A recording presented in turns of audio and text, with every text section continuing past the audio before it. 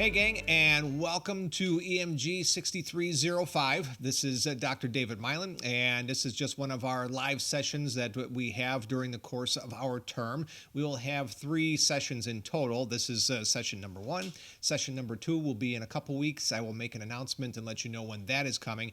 And then we also have session number 3, the search for more money. No, actually, this is just the search for more knowledge and being able to identify and wrap everything up with our course here for emergency services management this term. So once again, these announcements will be posted throughout the term, and I will give you adequate notice. These sessions are not required as far as live attendance is concerned. However, I would appreciate you being able to look at the sessions and go through and find out any tidbits of information that you feel may be beneficial to you along the way. We'll touch on our basics for this week. We'll look at sections 1 through 3. We'll come back in a couple weeks and we'll look at sections 4 through 6, and then we'll tie it up very nicely with sections 7 and 8 of the unit 8. Again, you do have the assignments throughout the term to complete, as well as the discussion boards. Feel free to email me and let me know of any issues that you may be experiencing during that time. However, this is just some generalized information to you, so this way you understand a little bit more about what we're doing, and it provides a little bit personal touch from your professor, yours truly, and you'll be able to see that I am a real person, and we're not just dealing with a little 16-inch or 18-inch monitor and just answering discussion board postings. So with that, I will move into our session here. And emergency services management. It's a big area, and especially now with things going on globally, we can see that emergency services management is something that is very near and dear to our hearts, and we have to be more aware of it. And of course, when you have emergency services management, you have this one person that's in charge of everything, and that person is called a leader. Yes, so that leader is going to have an impact upon us and what we do in our occupational lives, and especially in a situation such as we're seeing currently globally. So if everyone can kind of take a look at our own professions and then imagine yourself perhaps either knowing someone that's a good mentor / leader, or you yourself being in that position as a leader, what are some of the good quality characteristics that you see in yourself, or perhaps another person that is working alongside you that you feel would be beneficial to a situation or an emergency or a development? Well, in our bullet point here, bullet point number 1, actually it's number 2 after the question, but a good leader that's going to have a good quality characteristic will have the ability to make an influence with the knowledge, but not just the knowledge, but the ability to address many of those given situations and being flexible. Let's face it, policy is good. That is there for a guideline, and I use that as a term more or less because it is a guideline. A policy, you pick it up and it's there, and it's something that you can follow when the chips are down, so to speak, or in an event of an emergency. Now, a policy is good also for legal protection because they go to it and said, "Did you follow policy?" Well, of course we did. We followed the policy, the rules, and the regulations. However, policy has to stop every once in a while, and due to the fact that policy may not address something that just occurred. Policy does not say that there's going to be 5 different types of events occurring at one time. Perhaps a windstorm, flood, tornado coming through the next county, buildings collapsing, whatever it may be. But policy doesn't indicate all that all the time. So a good leader is going to have to A, have the knowledge, B, have the experience, and then C, being able to be flexible and address those many situations. The leader should have a copy of the policy right next to him or herself when the event is taking place. And we immediately go to policy and have to follow that policy.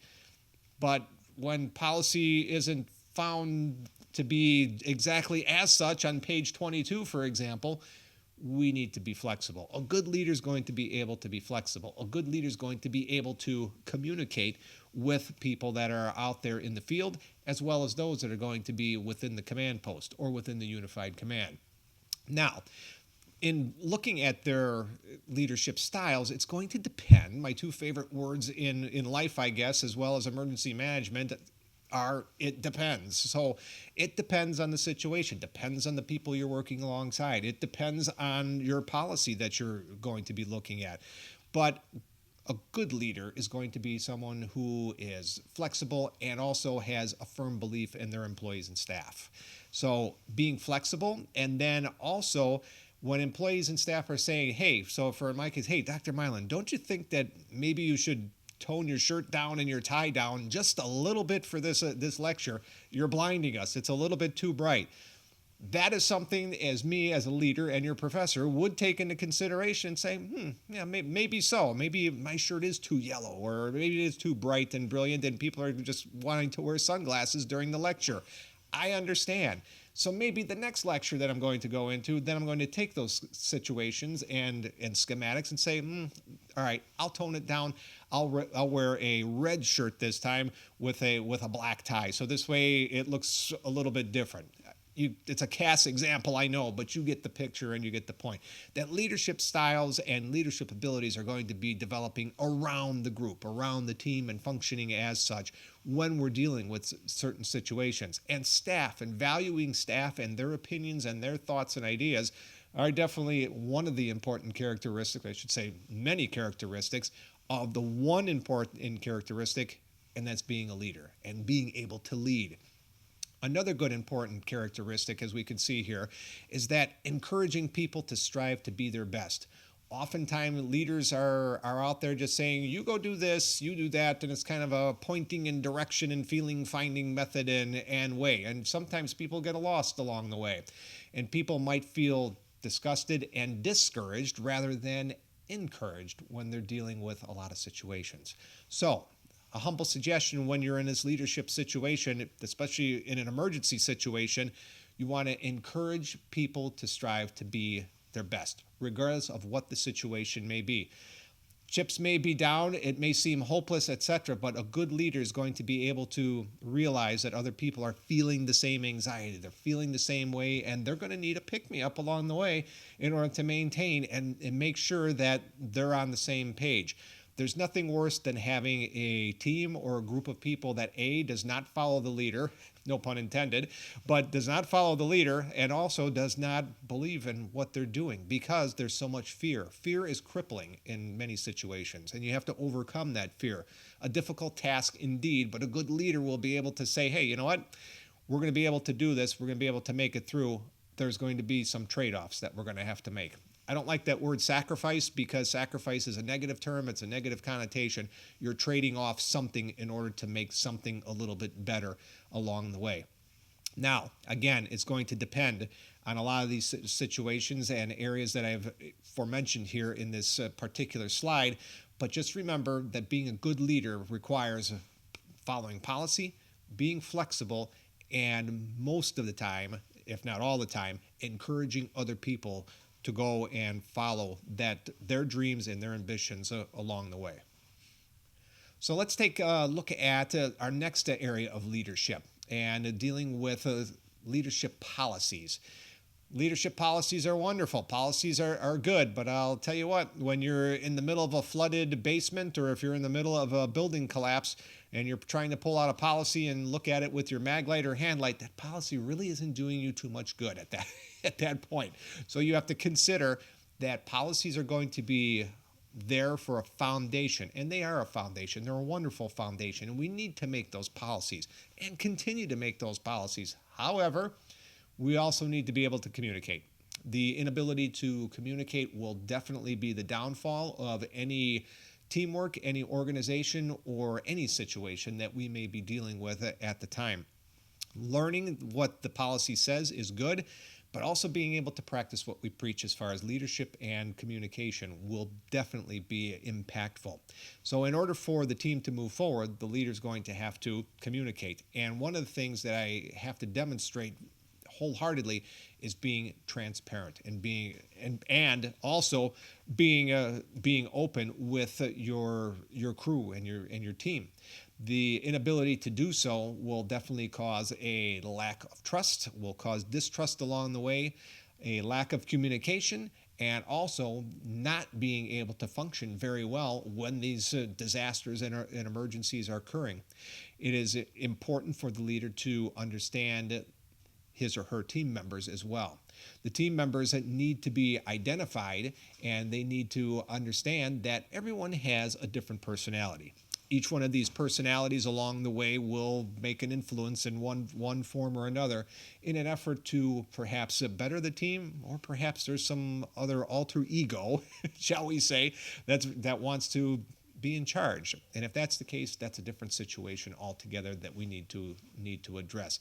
But leadership is good. Leadership needs to be a foundation. Leadership needs to have policy, and leadership needs to have people that are willing to work alongside one another in an event. Again, much as you probably know from your previous experiences with either an event or in your readings that we have here for the course, a good span of control for a leader is between 1 and 7 people. 5 to 7 people is going to be optimum when dealing with the leadership situation. Now, one caveat that we do have in bullet point number 2 here is dealing with the lack of interest in the faith or the mission of what is being done in this project, or if it's going to be some kind of barrier along the way.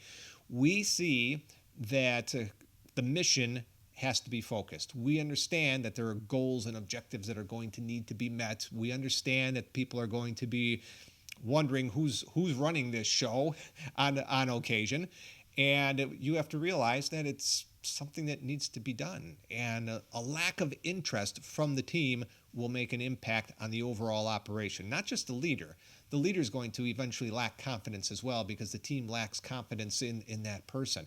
But being able to foster that collaboration. Remember on the previous slide, I mentioned that encouragement is a big deal.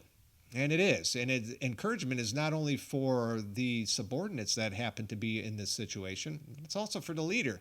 The leader also needs an attaboy, and the leader also needs to be on board in dealing with real life issues that happen. Confidence and building that confidence come from a good team, also come from the top down. If the leader happens to be in middle level management, shall we say, then if it has to come from the executive team all the way through the team members that are working out there in the field, bringing the information to that leader. So this way, a lot of those barriers can be overcome.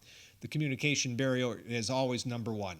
And that is an issue not only in training and development, but also when the real event is taking place. And that can be crippling, because you lose the communication, then the fear factor sets in, and then you see that there's going to be perhaps a lack of communication in the future. And that eventually, as you probably well know, leads into the media and social media and the press. Because if there's a lack of transparency, then the leadership's integrity as well as the operations integrity will be in jeopardy, and there'll be other questions that'll be asked along the way. So, concluding and wrapping up this slide here, that's the 2 main areas. Leadership has to be put forth with good faith, the policies that are supporting that good faith, and then, of course, having that encouragement and that sincere interest to work as a team and overcoming some of those barriers. And moving forward here in slide number 3, in transitioning between the leadership in new regimes and the old regimes, we know that can be challenging at times, and we could see that every time that there's a election change and shift in moving in politics, but also within our emergency management system and our emergency management offices. A lot of times it may be difficult to say, well, this is my sandbox. I'm not giving up the toys in my sandbox, and I'm not going home yet. Well, yeah, you might have to on some occasions, because there are other people that are going to be taking over at this time. So there's going to be this transformation and transition that is going to occur. And how we embrace that transition and transformation will depend on us as leaders in the field. So it may be difficult at times to make this transition period into a new team concept. A lot of people are resistant to change. Let's face it, I'm the same way. I still like going to Dunkin' Donuts every morning at the same time after dropping the kids off at school. I still like going there in the afternoon, every afternoon after I get done with my errands and things. We're all creatures of habit, shall we say, and it's kind of like deer going to the same watering hole and taking the same path and everything. We're all that way. We still have the same meals at the same places all the time because that is our comfort zone. But if we ask for a different meal, let's say we ask for a raspberry iced tea rather than just a straight brisk iced tea, we've gone above and beyond the great threshold and the barrier. Oh no, there's change involved. Dinner is going to be ruined. That type of deal. In reality, it's not that big of a deal, but you understand what I mean. Change is something that's constant and is going to happen. An emergency event change is going to happen every 2 seconds. Something different is going to happen. That's the reason why policy is a foundation. We build upon that policy, but a lot of times we're going to have to be flexible too as well. So in order to be successful here in the transitioning period, much like we're talking about on the slide, it's imperative for successful operations in the future to do so. That flexibility from the previous slides then comes into play, and we also have to realize that this is something that needs to be done. Flexibility, policy integration, and then the willingness to be open to change. One thing in life that's constant is change, and how we embrace that change is going to make a difference on our daily lives as well as occupational lives. And then the final bullet point here, in looking at social change, I'm a big advocate for positive social change. I know it might sound like a morphism perhaps, but positive social change and constructive change are different than destructive and non-constructive change, wouldn't you think? So yeah, in this light here, it has to be positive social change, something that's going to be constructive. So for example, if you have an event and you have your after action report that's going to be done, then you have to realize that there's going to be some suggestions, some changes, some compliments, some perhaps not so nice things that might be said along the way regarding what took place. But you have to be willing to accept that with an open mind. And a good leader is going to be able to do so when the system is as such in the event of an emergency, in the event that something may take place differently that we didn't expect. Those are some of the good characteristics here. And that kind of summarizes this slide number 3 here. In moving forward here and looking at our next slide, slide 4, positive and constructive mannerisms are definitely going to be beneficial in the long run. And the reason why is that leadership and team members can make that connection. If there is a lack of connection, there's a disconnect. Okay, there's my 1980s moment. Duh, yeah, for sure. That's exactly what's going on. There is a disconnect there because the team members are not being together. When that happens, it's up to leadership to sit down, to pull in the reins and say, okay, we need to talk, we need to discuss these certain circumstances and situations before this gets out of hand and before there's a real emergency that may be going on and we're not able to work alongside one another in a collaborative and cooperative manner.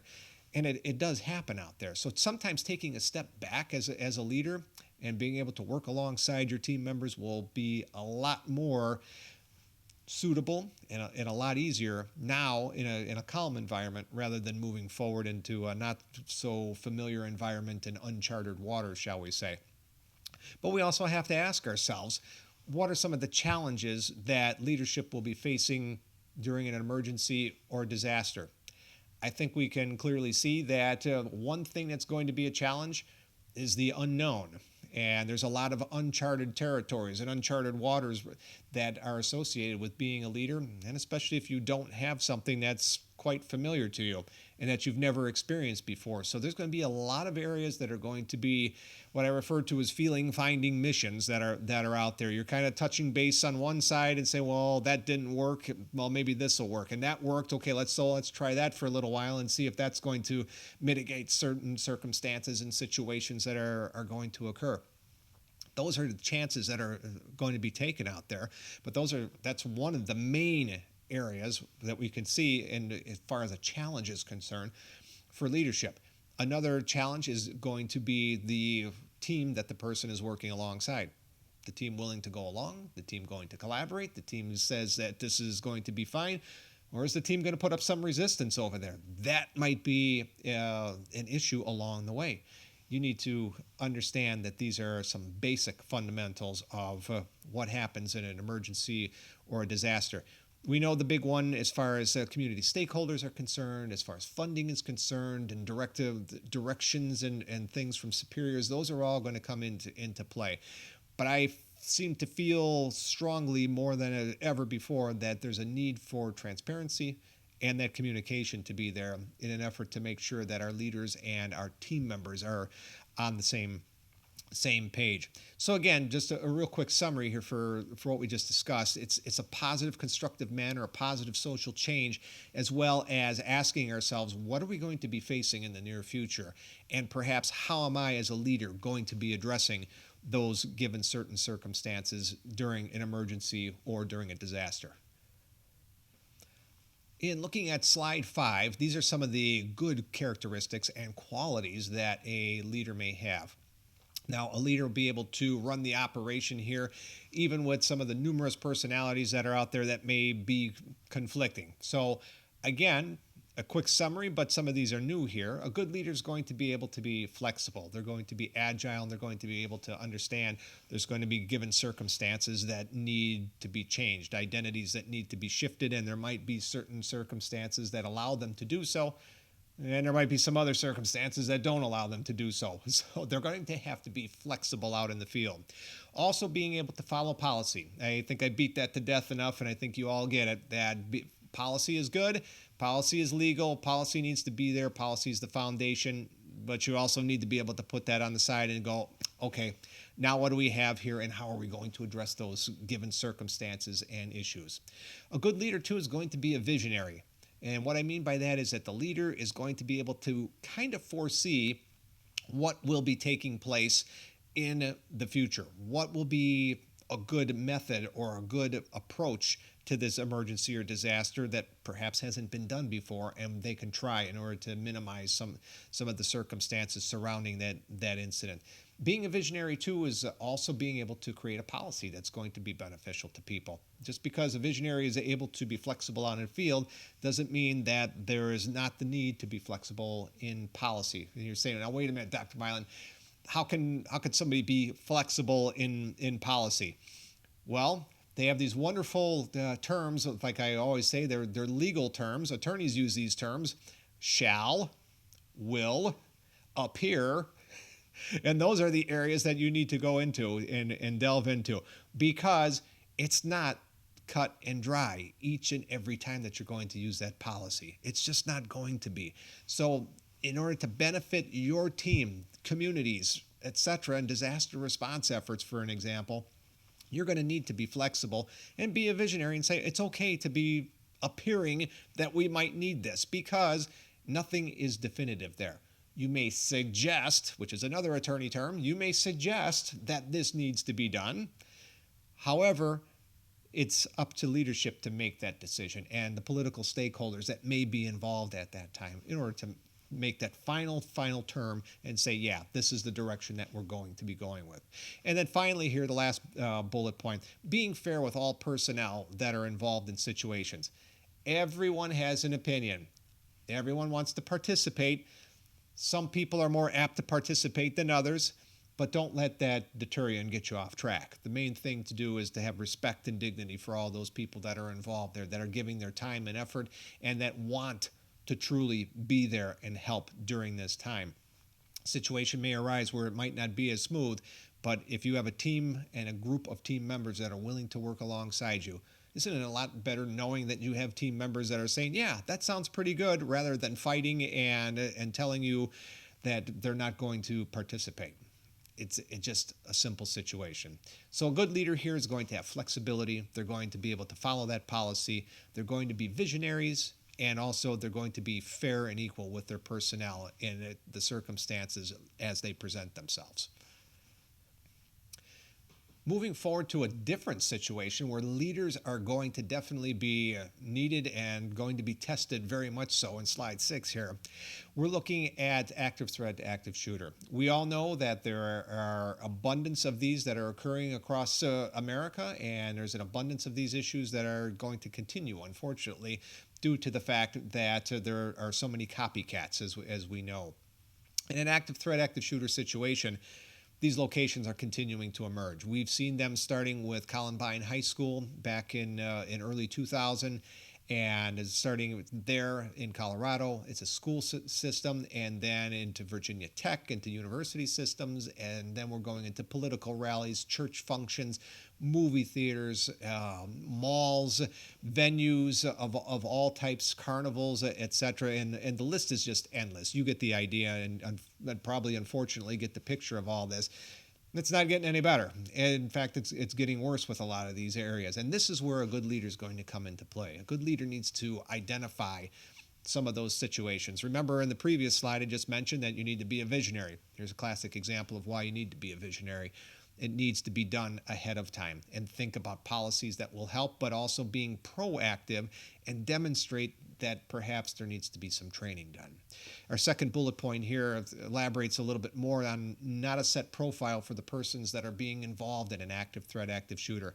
So many times there's going to be the image of someone perhaps with long hair and a beard and many tattoos and ripped jeans, etc., etc.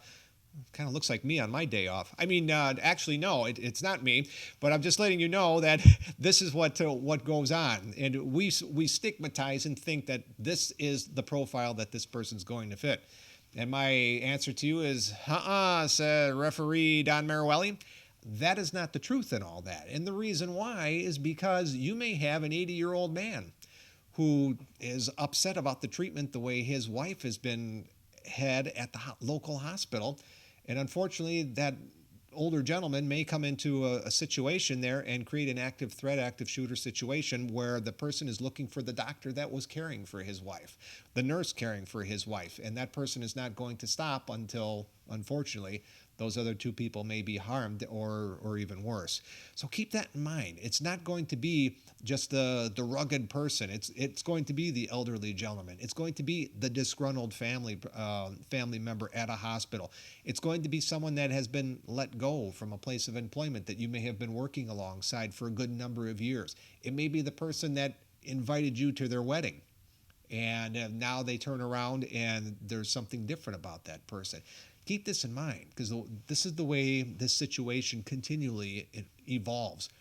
It's a very fluid situation. It's a flexible situation. It's a dynamic situation. Much like I told you at the beginning of the lecture, something changes in a disaster or an event every 2 minutes, or every 2 seconds, I'm sorry. And what happens here is that every 2 seconds, something is going to happen here with an active threat, active shooter. And understanding and realizing that one person dies every 12 seconds in an active threat, active shooter, and it takes about 10 minutes for the average police to get on scene, you all can do the math with that. And that's the cold, harsh reality of what we're dealing with in these dynamic situations. So now the question is like, okay, Dr. Milan, thanks for making me so depressed right now about life in general. What else can be done? Well, basically, life goes on with these things, and you learn from all these situations. Not a pleasant lecture in any stretch of the imagination. However, reality, and what we need to do here is being on top of things, training, education, assisting our children in schools and things with active threat, active shooter exercises. I know some say that this is not a good practice perhaps anymore due to the traumatization that some children may experience, and I understand it and I get it.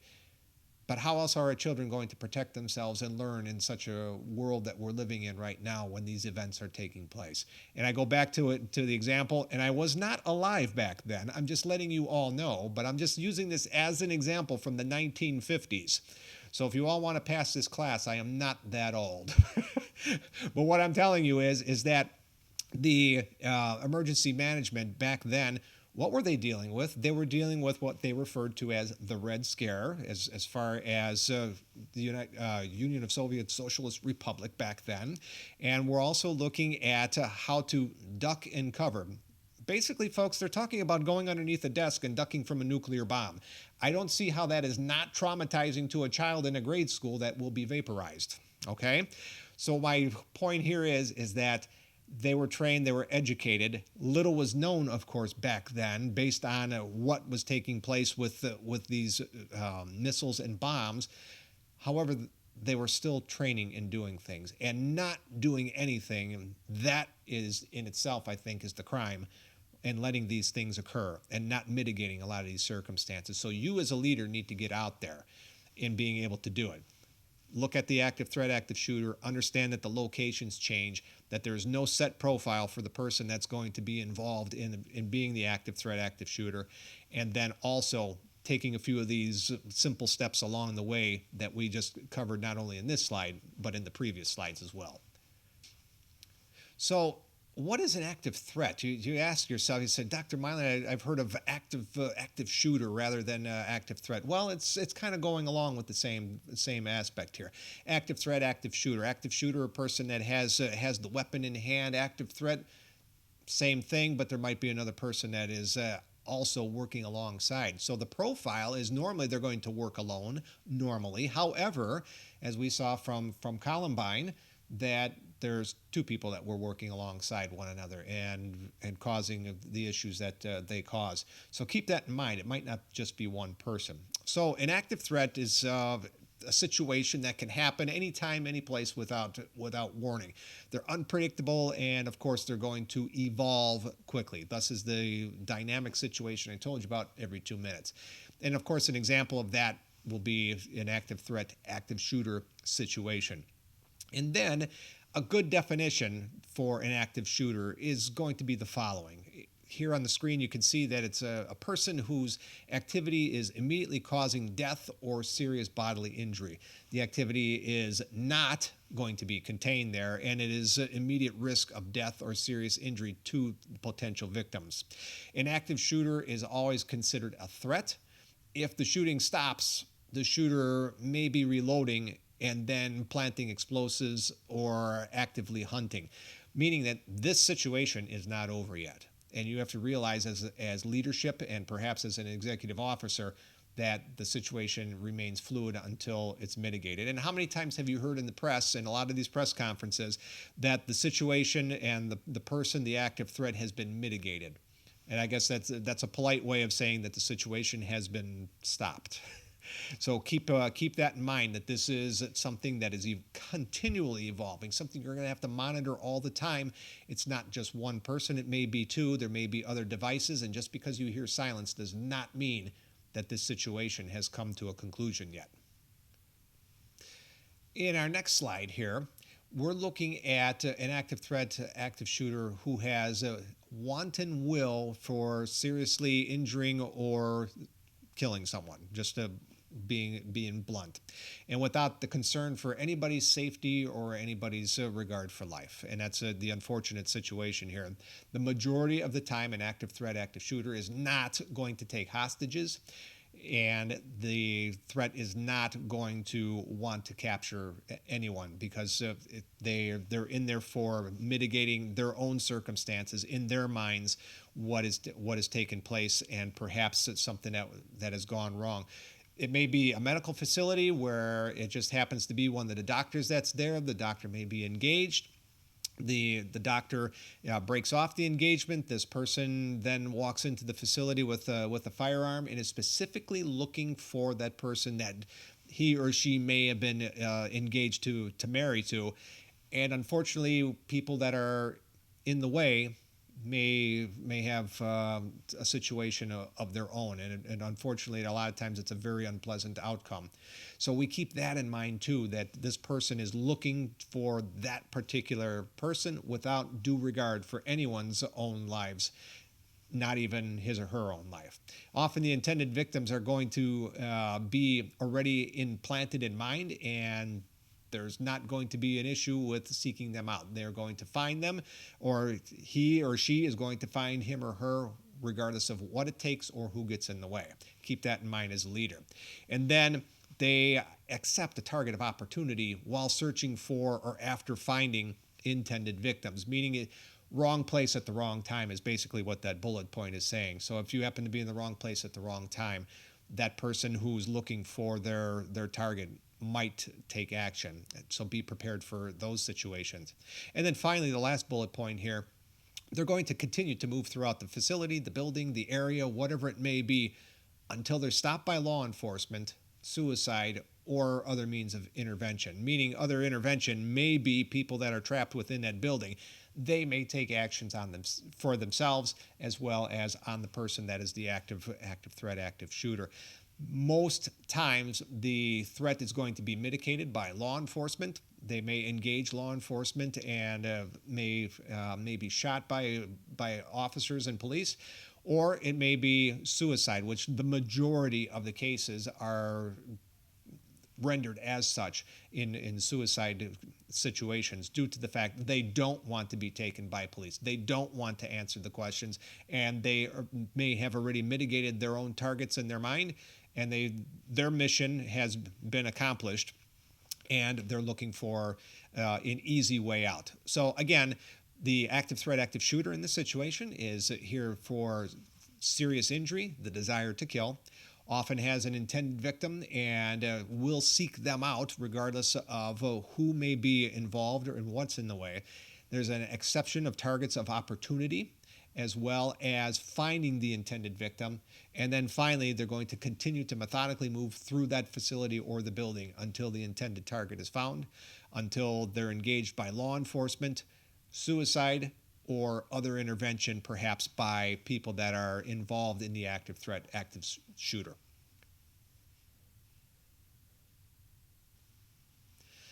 In moving forward here into something probably a little bit more contemporary, we are dealing with coronavirus at this time, and we all know that there's a lot of uncharted waters and uncharted terms that are going on out there, not only as far as health issues are concerned, but as far as leadership issues, as far as protecting ourselves, as well as a lot of financial issues that are occurring all at one time. We've never seen anything like this before. Hopefully no one ever will again, and we are maintaining our vigilance as we go along in being able to deal with this. But leadership issues right up front. Everyone's looking to leadership. What do we do now? There's no vaccine. How do we deal with these situations? Who's in charge of getting us a vaccine? How often are these vaccines going to be administered? Are we having testing kits? What's the the global status? Are people going to be helping us? How long are we going to be not able to travel? And are there going to be travel issues within the United States, et cetera? All these things are going to be going on. These are leadership questions. These are leadership issues. These are challenges. Our daily lives are going to be interrupted. We know that. And that's something that we have to deal with on a daily basis until we can find out exactly what's going on. And it might be a challenge for us. We all like going out. We all like sporting events. We all like doing our summer activities and such, for example, and winter activities for that matter anymore.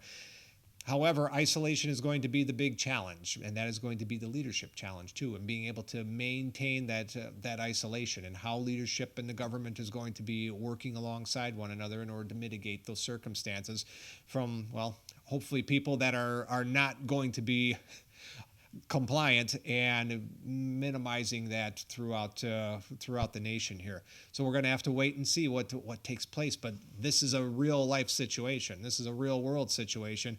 And it's a serious situation that we need to look at.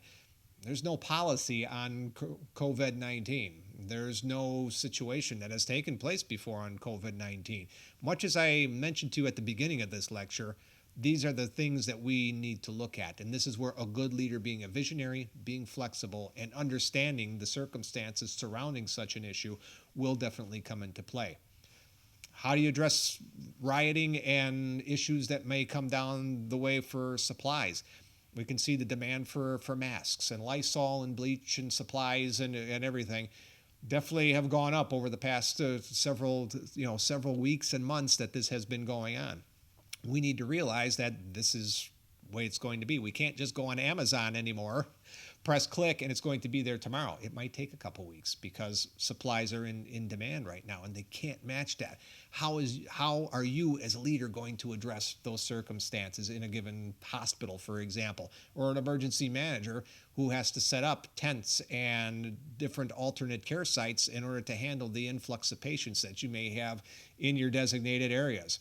How are you going to provide decontamination? How are you going to provide safety and security? How are you going to address those issues? National Guard going to come in? Is the government going to help, et cetera, et cetera? So these are the military responses kind of dovetailing together with leadership. And the future implications of this. you all know we cannot possibly be prepared for each and everything that's out there.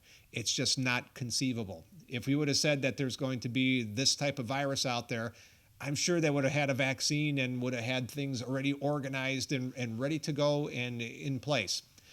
On the other hand, you just don't know because that's the way things occur. But you can have life lessons and learn lessons from this if you take it seriously enough and are willing to isolate people and are willing to isolate yourselves should issues arise and should people become sick.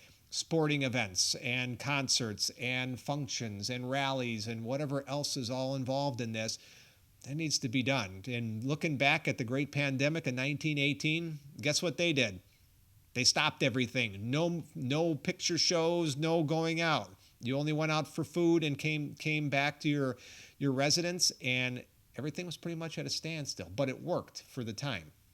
Hopefully, things will be a little bit more expeditious in this day and age based on our technological advancements and being able to have medicines and being able to provide doctors and nurses with the opportunity to look at mitigating these circumstances here.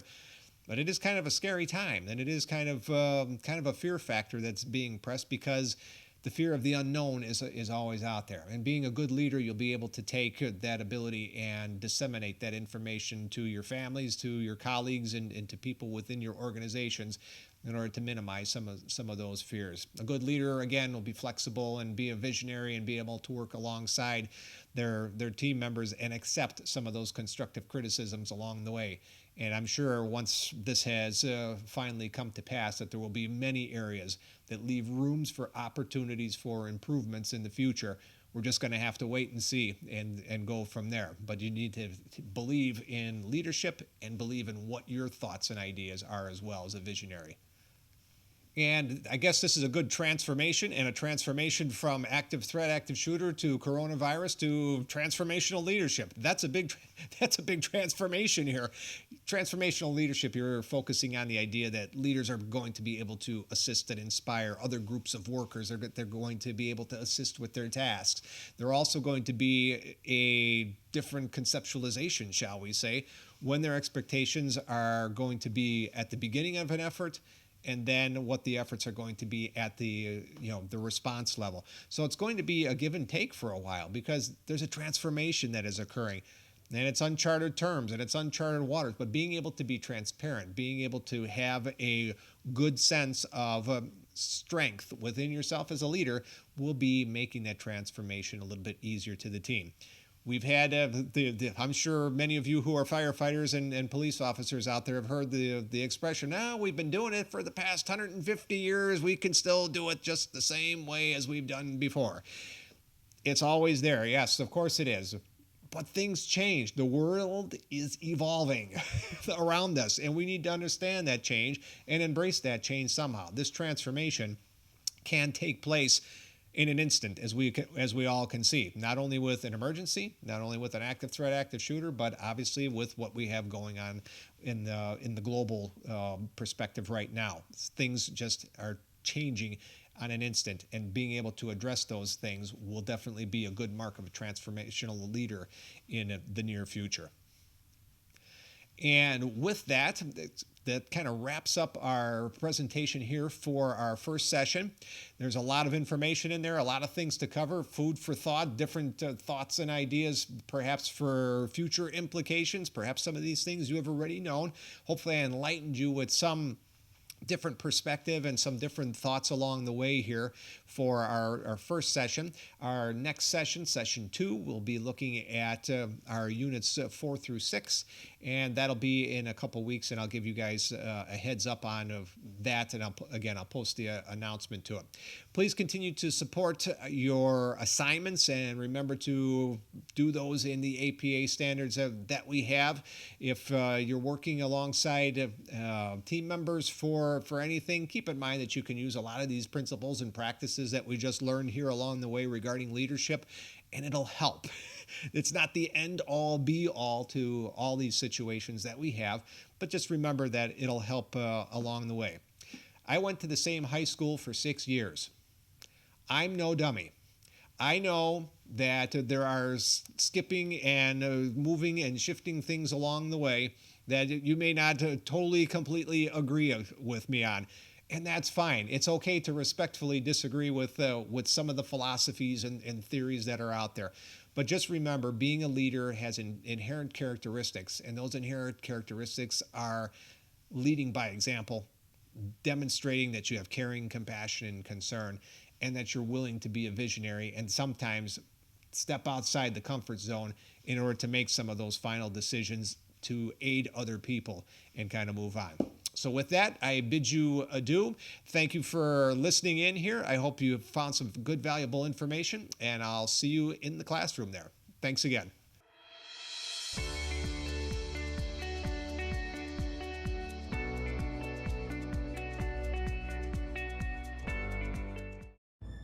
Hello. Morning, may I help you? Here to see Susie Smith. Oh yeah, she's in room 2123. Everybody has a visitor pass. Thanks. Here you go. Thank you. See you later. Not feeling any better? No, Have they at least? treatment's not helping. I want to go home. Still? They're not doing anything for you? Not really. Well, what have they done? What's with this crap? The service around here stinks. Sir, please calm down. What can I help you with? She wants to go home. The service here is lousy. We're going to take her someplace else. Get her ready to go. Get her ready to go. This is Anna Therese. Can you please page Dr. Jones? Yeah, he's here somewhere. Get some freaking help around here! I got away. You want some doctors? I'm tired of this shit.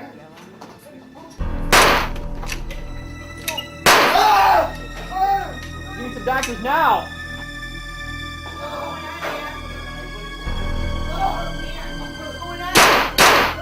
Alright. Back. Sit down. Sit down. Stay there. Somebody help! You guys get some doctors. You're on monster!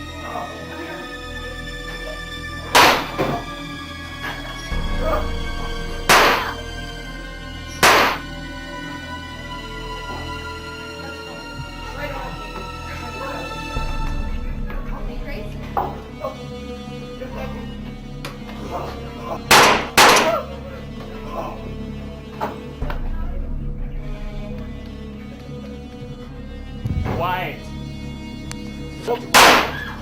Where's that shot fired? Nothing seen. Drop that weapon! You hear me? Drop that weapon!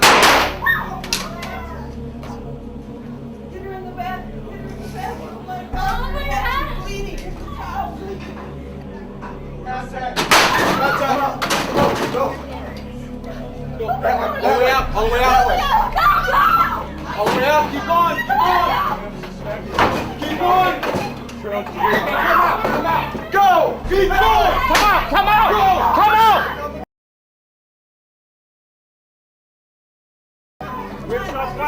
Go. Get on the ground. Get on the ground. Get on the ground. Come out that way. Go. Go. Go. Go. Go. Go. Please help my brother! She's dead! Please! Do something! Got subjects down. Oh,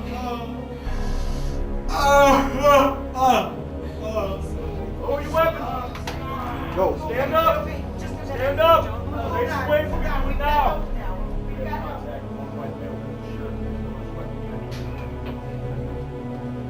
Put your hands above your head, interlace your fingers. Do it now. Do not touch that weapon. Do not move. Sure, let's go.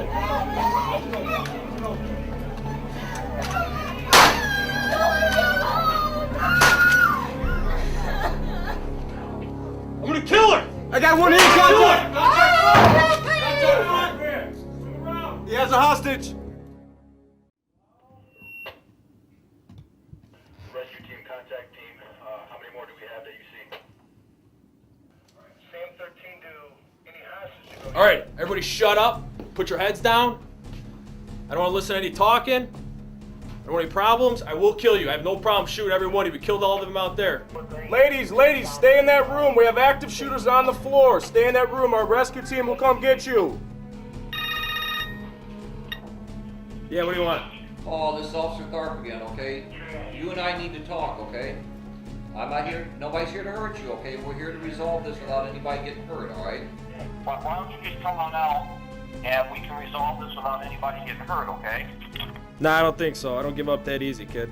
Is there a particular doctor you want your mom to see? What's going on with her so we make sure we get her the right care? She's got pancreatic cancer. That's why some doctor better than this place. Okay, and you're absolutely right, and I understand that. I've got a mom. If my mom was sick, I'd be real concerned about her too, okay? But what's in the best interest of you, your sister, your brothers, and your mom is to just resolve this, okay? Yeah, but if I come out right now, I'm probably gonna get shot. No, you're not. I can Those guys are guarantee- trigger happy out there. They're gonna shoot me. No, everybody out here has been told to stand down as long as you're willing to work with us, as long as you're willing to cooperate. And you're gonna Fine. You know what? I'm done listening to you talk. I'll come out. You know what? We keep talking. Yeah, I'm coming out right now.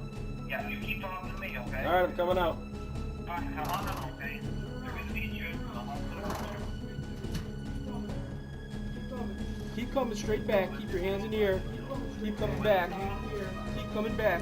Keep coming back. Keep coming back. Okay, lay down on the ground. Lay down on the ground. Phone down. Okay, go. Go ahead. Let's go. Go.